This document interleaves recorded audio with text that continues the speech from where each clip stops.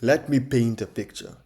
It's 4 p.m. on a Thursday, and you have a tax return that needs to be done by tomorrow. You could delegate it to someone on your team, but they need guidance. They might make mistakes and you'll have to review it anyway. Or you could just knock it out yourself in 2 hours. So you choose the easier path, the path of least resistance, doing it yourself. And you think, well, that was efficient. I saved time. But David Maister says that you just made one of the most expensive decisions you can make as a farm owner. Today we're talking about the hidden costs of I'll just do it myself. And I'm going to show you why the work you're doing right now is costing you far more than you realize. Let's go. My name is Ephraim Asher, and I help CPA owners build farms that don't depend on them to function. We're in week 8 of the final month 2, and we are wrapping up the structural foundation of what it takes to build a scalable farm. So a quick recap of last week was we talked about standardization without killing quality. We broke down the standardization paradox. The farms that deliver the most customized high quality experiences are built on the most standardized processes. We identified that most customization is actually inefficiency in disguise, and you're just reinventing the wheel and not being responsive. We also covered the 3 types of work through the standardization lens. The first type of work is routine work, and this work should be 100% standardized. The second type of work is the procedural work, which with this is work with judgment that should be 80% standardized and 20% judgment. Then the other work is the custom strategic work that should have a framework. And this is not full, this work should not be standardized. This work is like something that has never been experienced before, or something that is like really high level. And instead of making it standardized, having a system for it, you just have a framework in way to build it. For example, say that if you're now dealing with real estate clients and you've never had a real estate client before, you can't really standardize for real estate clients. But what you can do is you can build a framework in order to approach these new real estate clients that you're receiving. So we broke down the 4 layers of standardization: the process, tools, communication, and quality controls.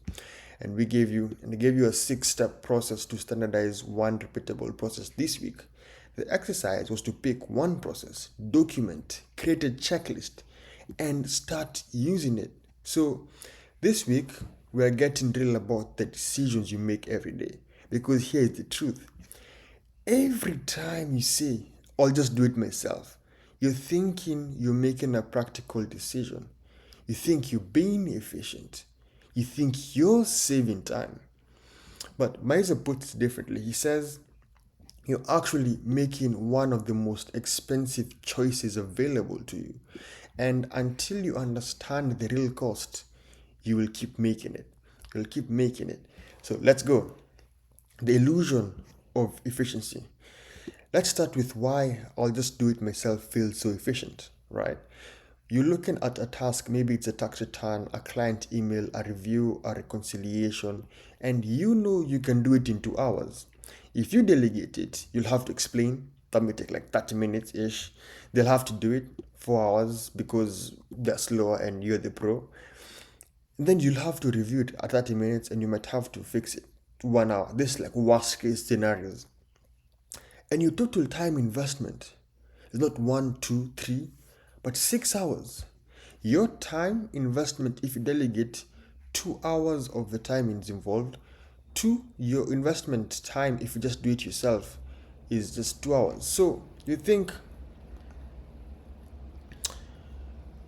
why bother? I'll just do it myself. And in that moment, you're right. I mean, it's faster just to do it yourself, but you're looking at the wrong time frame.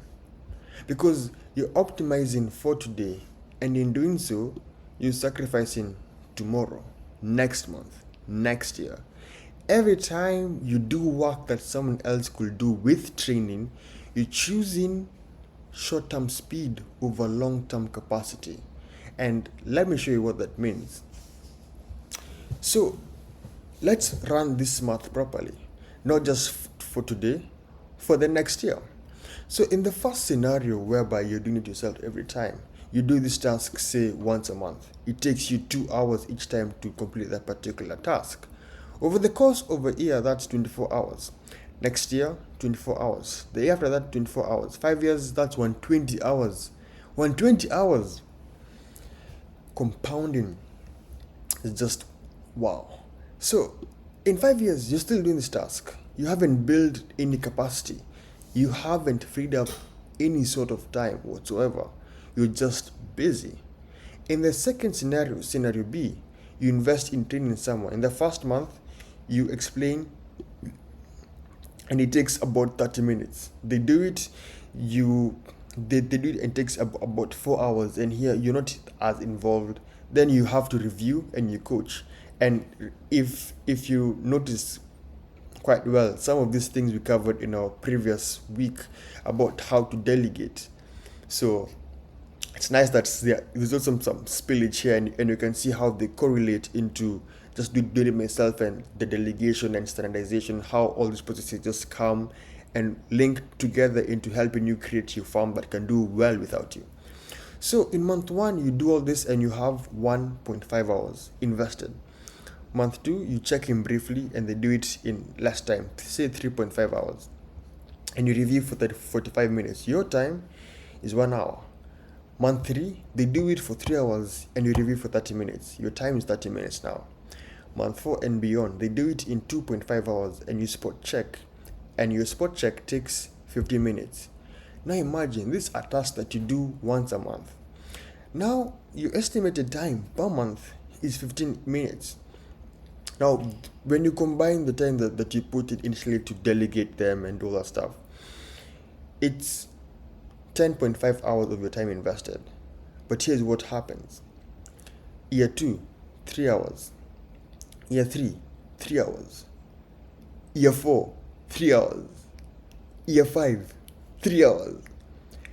5-year total is 22 hours and 22.5 hours of your time. Now compare that to scenario A, 120 hours. That means that you saved 97.5 hours over 5 years. That's almost 2.5 weeks of doing full-time work. And that's just for one task. Goodness, the decision just to do it myself feels efficient today, but it's one of the most expensive decisions you can make over time. And I've seen this also, for example, in my life, whereby I like keeping my where I stay clean. I like mopping the floors. And it takes me an hour or two to just finish mopping the whole house. Now I'm thinking, if I could hire someone to do it for me, I could spend that hour, that extra 1 hour, extra 2 hours, either talking with family or going out or doing something that I love, genuinely love, and helping me to grow on that skill. And the funny thing is, if I don't do it, it then compounds.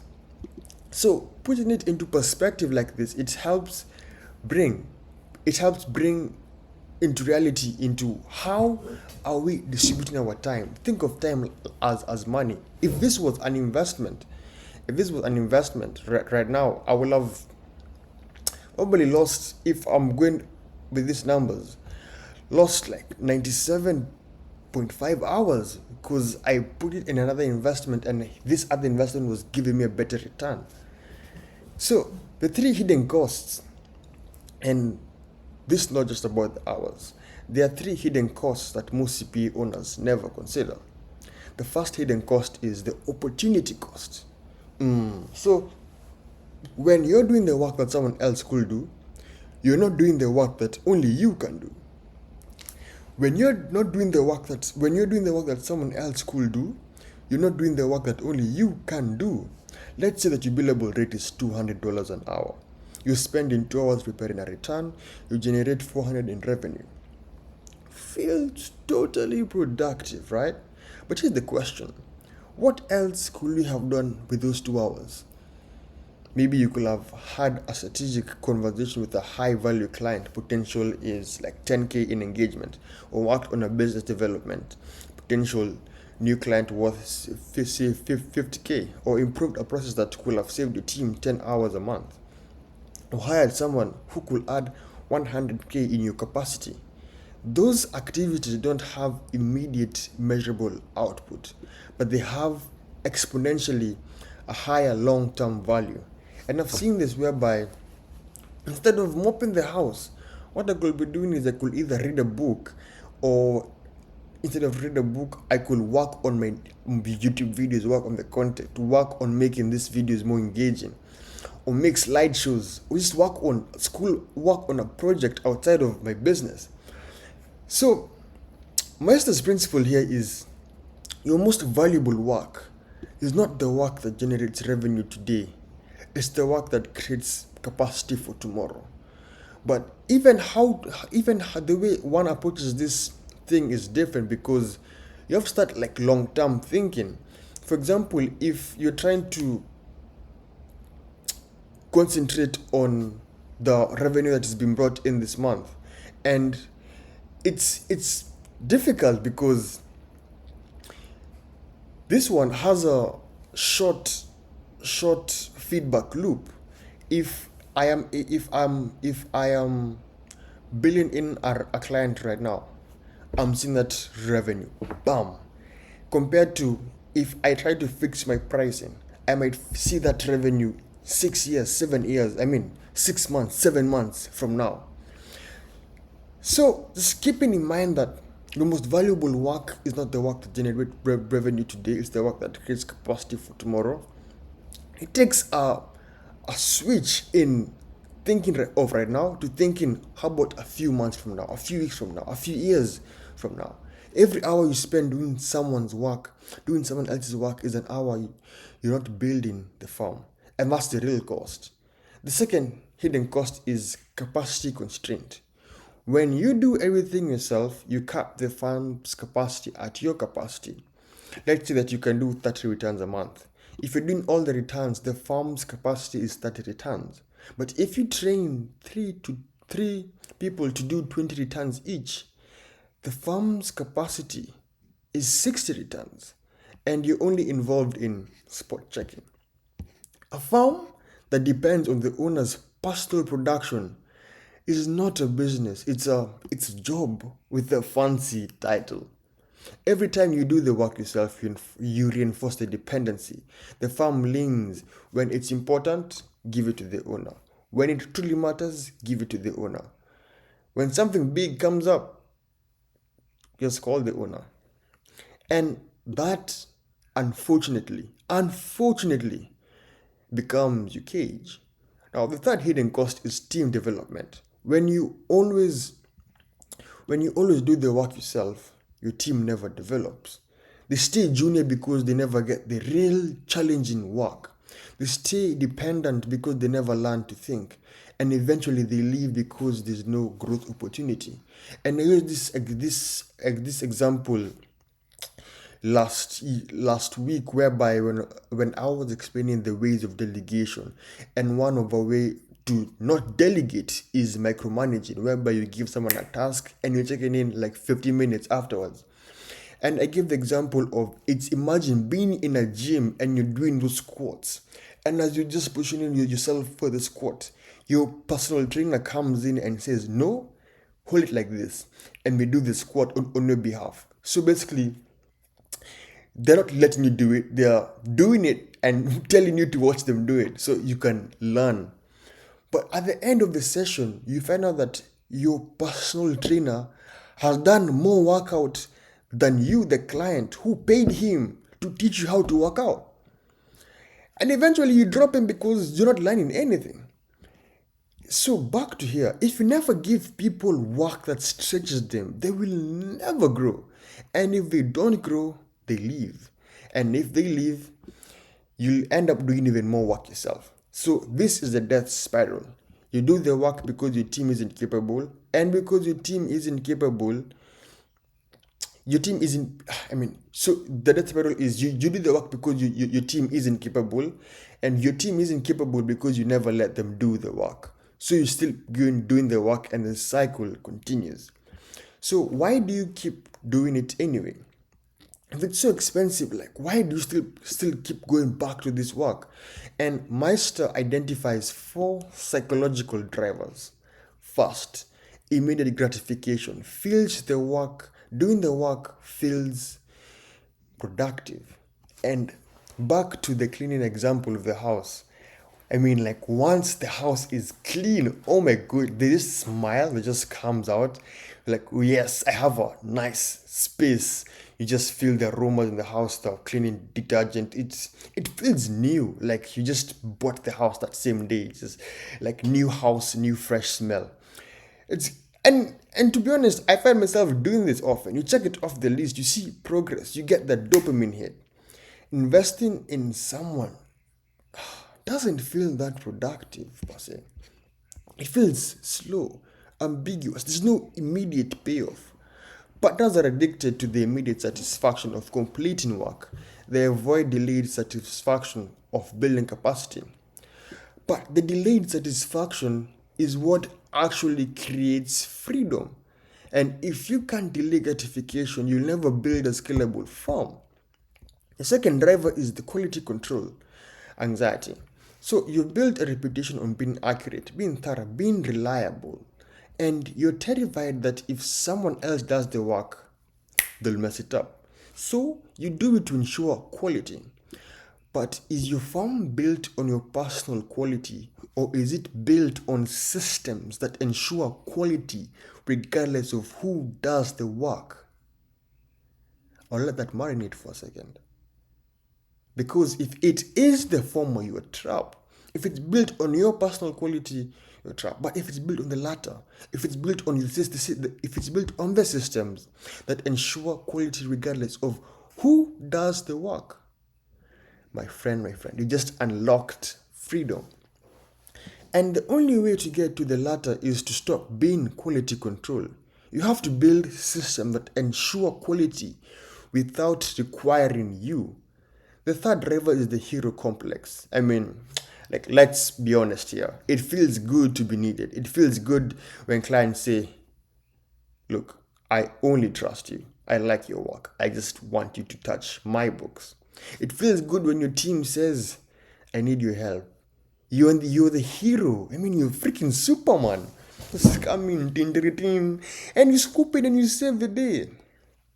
The hero complex is ego disguised as responsibility. You're not protecting the farm by being indispensable. You're protecting your own ego. And your ego is keeping you trapped. Maybe you've been in a situation, I know I have been, whereby I just want to be involved in everything. Just be here. When someone needs help, yes, I'm the guy that you need to reach out to. And to be honest, I find that these other side projects may not be helping me as much as I thought they would. And it's keeping me trapped in those ones. So this is a big one to watch out for, the hero complex. The fourth driver is lack of trust. And this is the deepest one. And we also covered this in the week 7, 8 of delegation.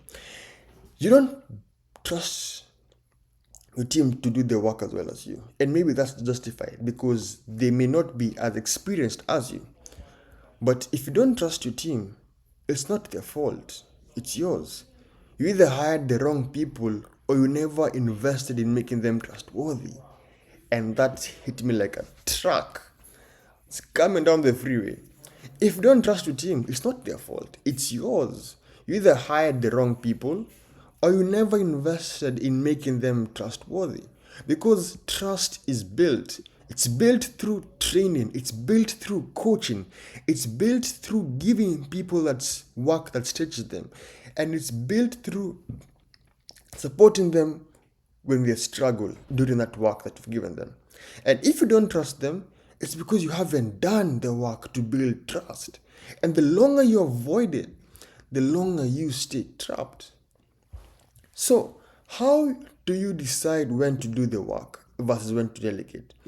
So there's a 3-question framework that I found in David Maister's book, and it's simple.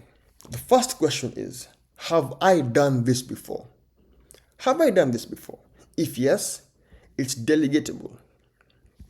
If no, you probably need to do it yourself, but first document so you can delegate it next time. The first time you do something, you're learning. The second time, you're refining. And the third time, you're wasting potential. By the third time, it should be delegated. The second question is, could someone else do this with training? If yes, it should be delegated, even if it takes longer initially. If no, it's the legitimate work that you can only do, then keep it. But keep in mind though, most partners overestimate how much work only they can do, and they underestimate how capable their team could be with proper training. Be honest with yourself, be open. Is this truly work only you can do in the farm? Or are you just comfortable doing it yourself? And you have to be honest here. You have to be honest with yourself, because only with honesty and open reflection then can you apply the changes that are needed to help you grow. So the third question is this the best use of my time? Even if you can do it, even if you feel like doing it, is this the best use of your time? Even if you feel like doing it, because sometimes I find that we can do work because we feel like doing it, and because we feel like doing the particular work, we say yes, it's the most valuable thing. For example, in my case, it could be I like making videos, and I could say making videos is the best use of my time. Well, the most strategic thing could be me going out to do outreach and cold calling more CPAs, or me writing emails. But because I like making videos, it could be like, is this the best use of my time? So, thinking in such of a framework of what action gives you the most asymmetric leverage. And what is asymmetric leverage? Asymmetric leverage is the one thing that you can do that significantly multiplies your returns. For example, if I am cleaning the house, back to cleaning the house, the one thing that gives me asymmetric leverage into making the house clean is soap. If I don't have soap, I could add water and all fancy stuff inside, but the house will just be wet. To get it clean, the soap is needed, and the soap is the quality that gives it the most asymmetric leverage. So, could you be doing something that creates more value for the farm? Excuse me. The question is not, can I do this? The question is, should this be... Excuse me. The question is, should I do this given everything else I could be doing?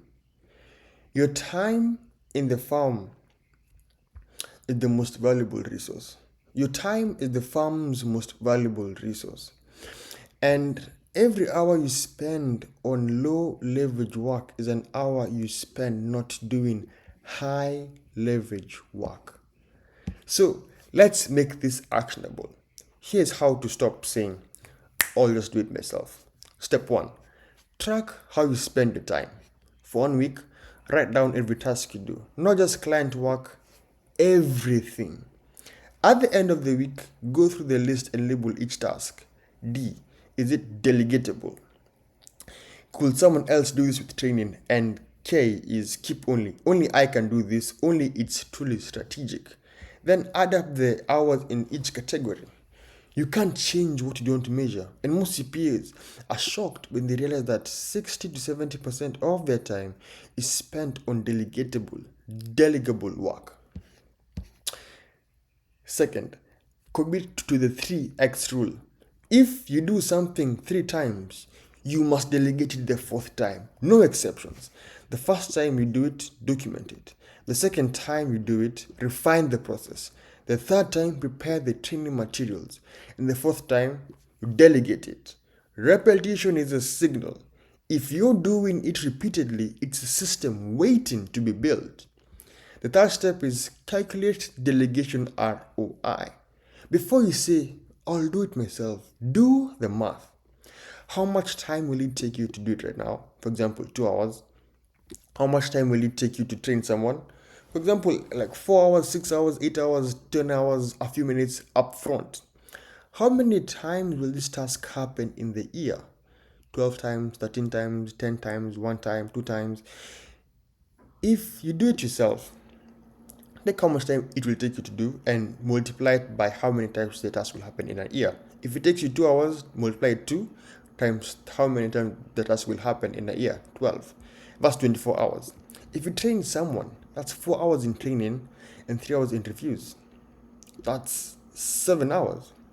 So ROI, you save 17 hours in year 1 alone. When you see the math, the decision becomes obvious. The only reason to do it yourself is you're unwilling to invest in the future.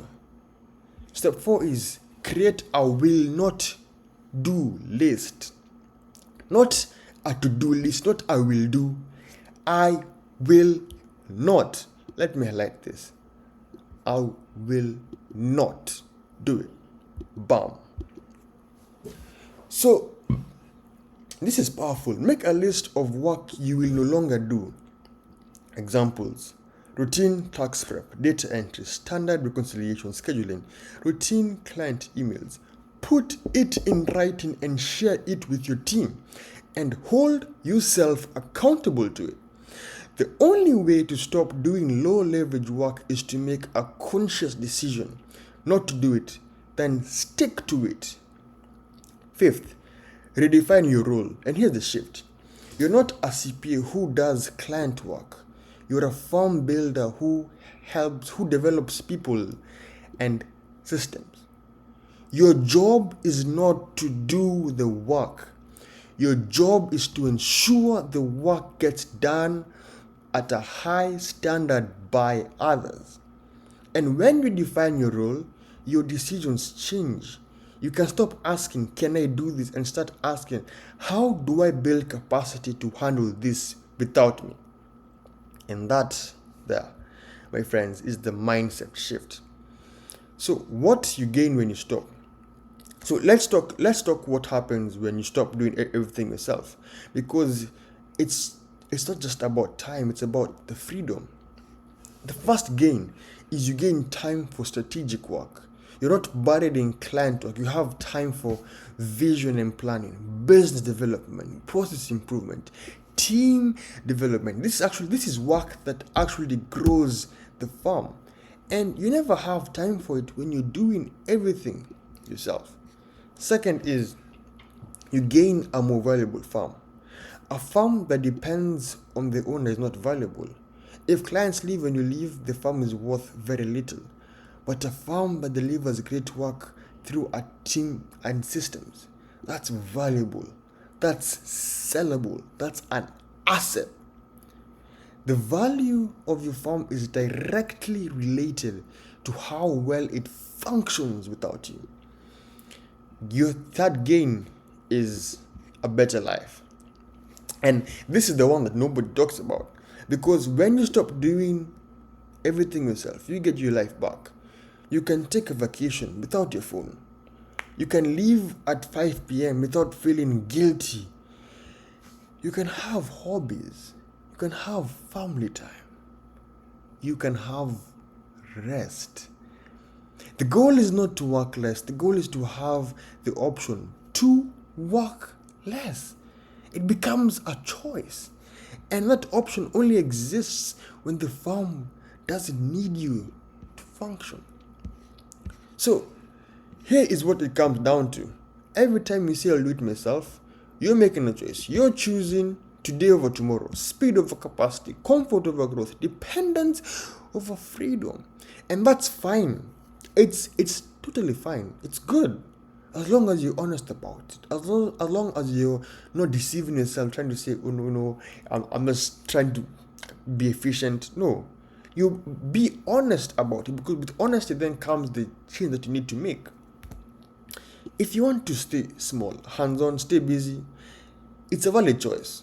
But if you want to build a farm that works without you, if you want time, if you want freedom, if you want options, then you have to stop doing the work that someone else could do.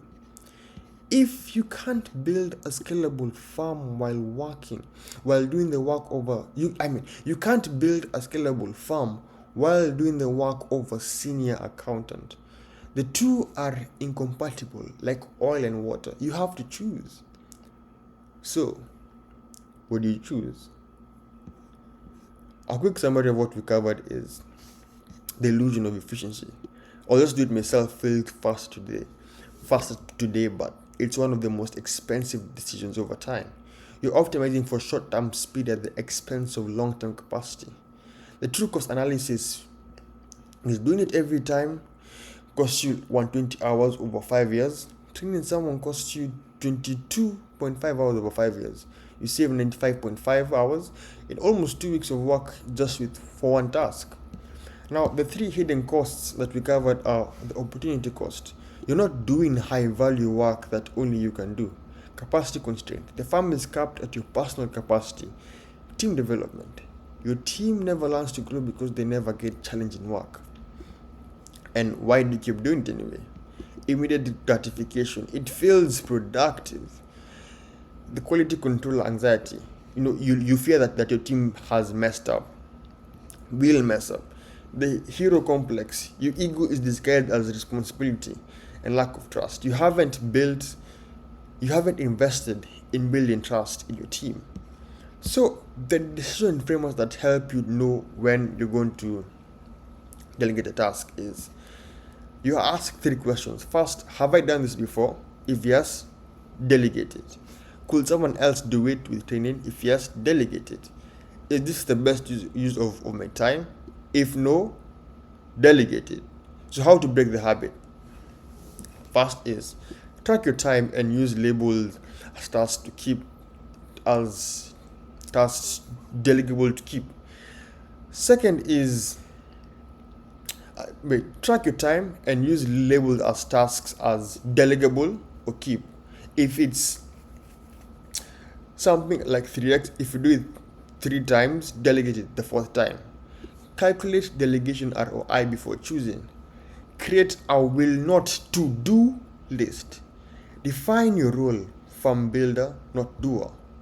And here's what you gain. You gain time for strategic work, a more valuable farm that works without you, a better life, freedom, options. The real choice: you can't build a scalable farm while doing the work of a senior accountant. You have to choose: stay busy or build capacity. So this Thursday we're starting the month 3, and we're shifting from structure to growth. We're talking about managing professionals who are smarter than you, because here is the reality. If you're hiring well, you should have people on your team who are better than you at certain things. And most CPA farm owners don't know how to manage them. They either micromanage, which drives talented people away, or undermanage, which wastes their potential. So next week we're breaking down, this Thursday, we're breaking down why managing smart people is different from managing task doers, how to motivate people who are intrinsically driven, the balance between autonomy and accountability, how to build culture that retains top talent. And this is where real leadership begins. So your exercise for this week is track your time for 1 full week, label everything as delegable or keep, then calculate what percent of my time is spent on delegable work. If it's over 50%, well, you know what needs to change. Alright, thanks for watching. Now go stop doing everything yourself.